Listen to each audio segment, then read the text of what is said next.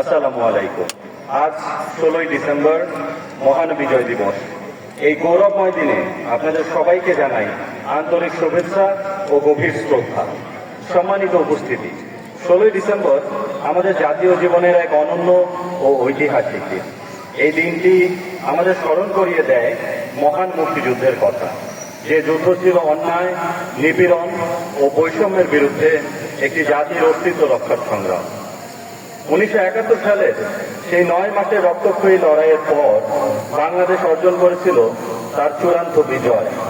এ বিজয় কেবল একটি সামরিক সাফল্য নয়, এটি ছিল মানুষের অধিকার, মর্যাদা ও আত্মপরিচয়ের বিজয়।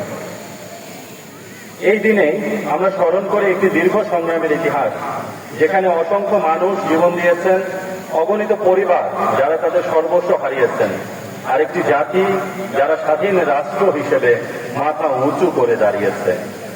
16ই ডিসেম্বর সেই আত্মত্যাগের চূড়ান্ত পরিণতি, সাহস, দৃঢ়তা ও প্রত্যয়ের বিজয়।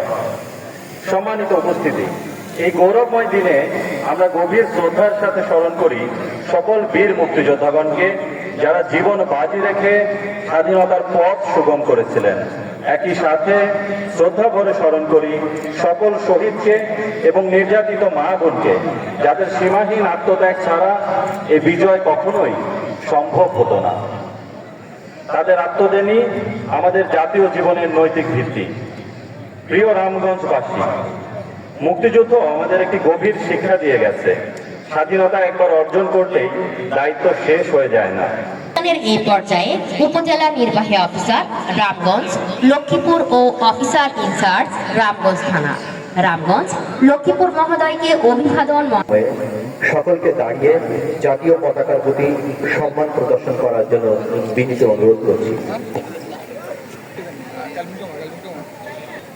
আমার সোনার বাংলা, আমি তোমায় ভালোবাসি। আরো স্মরণীয় রাখতে প্রধান অতিথি, বিশেষ অতিথিদের সাথে নিয়ে উদ্বোধনী ফেস্টুন সহ রং বেরঙের বেলুন উড্ডয়ন করতে অনুরোধ করছি। পতাকা পেলে আমি আর লিখবো না বেদনার অঙ্কুরিত কষ্টের কবিতা।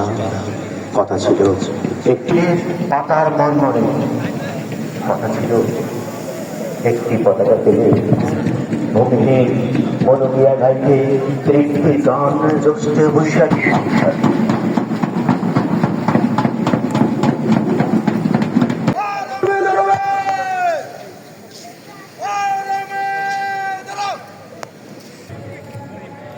আসসালামু আলাইকুম।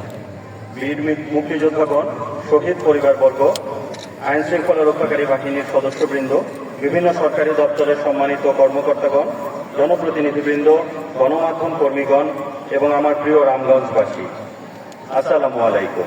আজ 16ই ডিসেম্বর, মহান বিজয় দিবস। এই গৌরবময় দিনে আপনাদের সবাইকে জানাই আন্তরিক শুভেচ্ছা ও গভীর শ্রদ্ধা।